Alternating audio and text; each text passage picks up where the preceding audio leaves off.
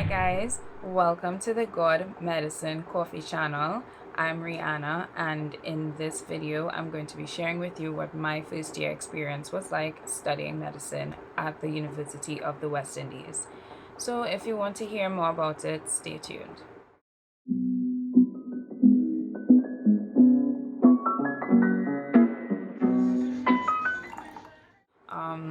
Let me talk about just how I started. So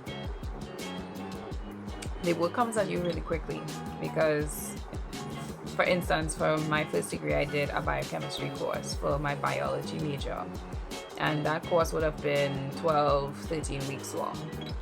The first 2 weeks of medical school, we covered probably about half the syllabus of that course that I did. So it was intense, the content was dense, and you just had to, absorb it as quickly as possible and try to keep up with the material because nobody's going to wait for you to grasp it. You just have to, be prepared for your spotter, for final exams, all that good stuff. Well, for this program, this was my first time being introduced to the whole block system because here in at St. Augustine campus, your courses are dispensed in blocks. So we had 4 courses to do in our first semester, and only one of them was a semester-long courses, and the other courses were in blocks. So the semester-long course was the PEC course, which is like a foundation course for medical students because we don't do the foundation courses like the rest of campus does. So the med-sci courses were in 2 blocks. The first course was environment and health, which was about 7 or 8 weeks long, and then the other 2 courses was basic paraclinical sciences 1 and 2, which was the second block, and that was about 5 weeks long. And at the end of each block you have a spotter exam, and then you do your final exams at the end of the semester.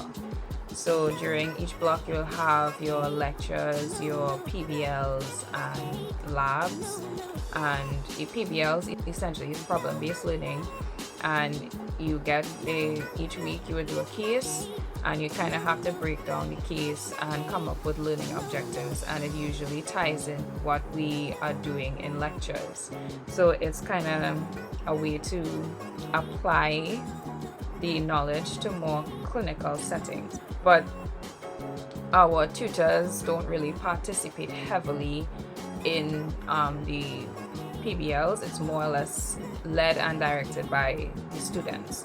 So you broken up into small groups, and each week you come up with your own objectives, and then the following week you present, and then you start brainstorming a new problem as well. So that's essentially how the PBLs go. It's one big group project, even though you are marked on it individually, but you still have to come up with really good objectives that will help get all of you good marks. Try to participate and show that you're brainstorming and you're thinking out loud. That's the best way to kind of get those participation marks and stuff like that. And make sure that as a group you collaborate and you fix your hypotheses and so forth, get those. And at the end of each block you have your spotter, which from what I heard from the previous years is that spotter would have been, if it were in person, you would have done it in a large room, and you had these stations that you rotate around, and you have 1 minute to answer questions on like some kind of anatomical presentation. But because we did our spotters online, it was just essentially a multiple choice quiz. And for me, well, for our spotters, they were more heavily, the first one at least, was heavily based on anatomy and physiology and a sprinkle of biochemistry in there, but yeah, it was mostly anatomy and physiology. But it could change. They could do anything they want to do with the spotter. It could be heavy on biochem and a sprinkle of physiology in there.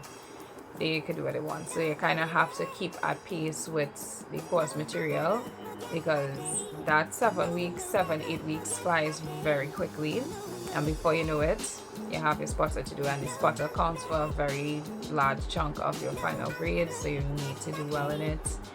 So yeah, you kind of have to be studying. And then after that spotter is when you start your second block, and you have to keep in mind that at the end of the semester you have your final exam for all your courses. So when you start your second block, you still have to continue studying the material from your first block while learning the new material from your second block, and then preparing for the spotter exams for the courses from your second block, and then of course be prepared for finals. So it is a lot. That is why it's very important that you implement your study strategies, your active recall, your spaced repetition.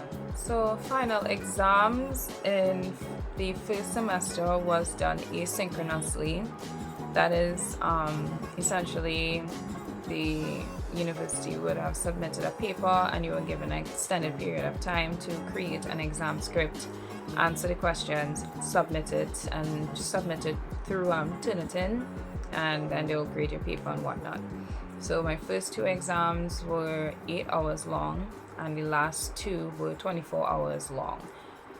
They told us that the exam could have been completed in 2 to 3 hours, but they're giving us 8 hours to do the exam. But they set those papers to last the full 8 hours.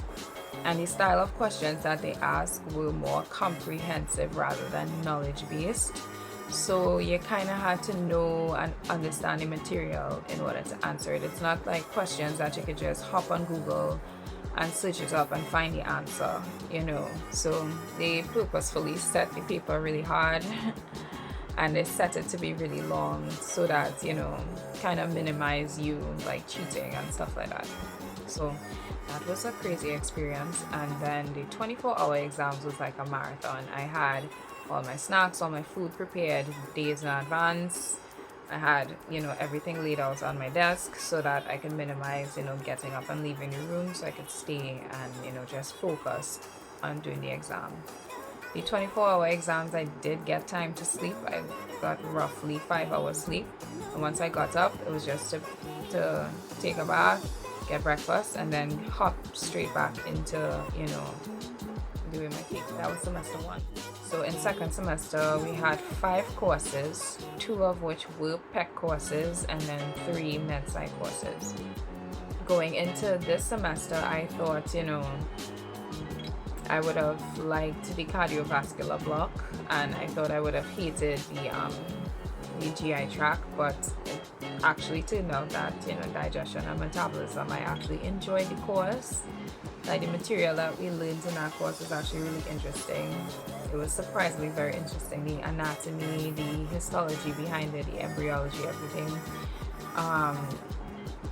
Like for second semester, like keep an open mind. I know that, everybody has their dreams, their aspirations of, being a cardiac surgeon or a cardiologist or something of that sort. And you might be thinking that you'll put all your effort into cardiology, into the cardiovascular system, and you just like treat the other courses like a throwaway. Do not do that. Like, you are there to learn to become a doctor, first of all, so you need to know your body systems. And each course has its own challenges, and the concepts, especially the concepts in physiology, would lend to stuff that you would do later on in your medical school experience. So make sure and pay attention and try to learn the work. It's very easy to get lazy when you're online and you're telling yourself like, I could just like, read off notes and stuff like that.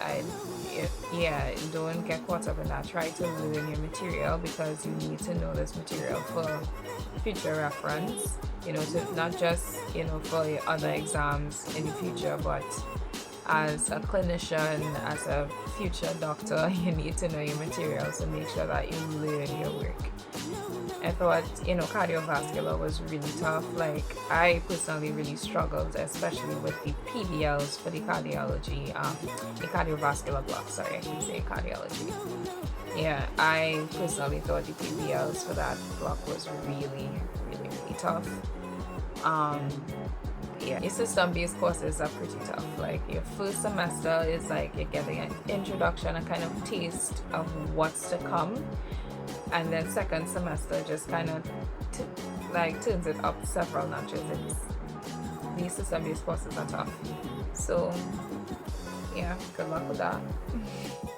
Alright, so final exams for second semester were not done asynchronously this time. This time they were, done in real time, so done synchronously. And instead of essay type questions or short answer questions, they were all, well, except for the PEC course, they were all multiple choice. So for digestion and metabolism, and I think cardiovascular, there were 70 questions with an hour and 45 minutes to complete, and I think renal was an hour and a half with 60 questions or something like that. Now it may not sound like much, but that was not enough time to answer those questions. Like some of the questions, because again they're not really so much knowledge based, they're more comprehension. So you have to think and reason through the questions in order to answer them, and some of the questions were really long. So roughly you had like a minute and a half to answer each question, or maybe roughly less than 2 minutes to answer each question. And the questions, once you answer them, you kind of go back and change your answer. So whatever answer you picked, you're stuck with it. And for all of the exams, I pretty much ran out of time. It's a miracle that I passed. It's a miracle that I passed my exams, to be quite honest. It was just not enough time. But don't think for a second that multiple choice exams are easier. I'm like, I don't really need to study so much because the answer will be there. Like, no, it don't work like that. The multiple choice, like I remember, I think it was for digestion and metabolism, there was one question, a biochem question, where like all the answers were correct. All of them. Like, that's the kind of things that they do to you. Like, they give you questions with answers that are very close, are very similar, and you just have to pick somehow, reason your way through picking the right one or the most correct one. What I learned from my first year in medical school is that it's very, you go into there thinking that you're going to take the school by storm and you're just going to hit the ground running and stuff like that, where, regardless of how smart you are, like, medical school is tough for everybody, and the work is a lot. Take breaks. Don't be afraid to take breaks, take mental health days, because studying just day in, day out, that is not sustainable. It does not work. It does not help you, learn the material. It doesn't help you stay at peace with the material. So don't do that. Don't just be studying right through day after day, just hours, wee hours in the morning just studying. That doesn't work. It is okay to be involved in extracurricular activities, get involved in like clubs, meet people, take that time off to just unwind and not have your life be just about school. It's important to have a support system, and it's very important to have something outside of medical school.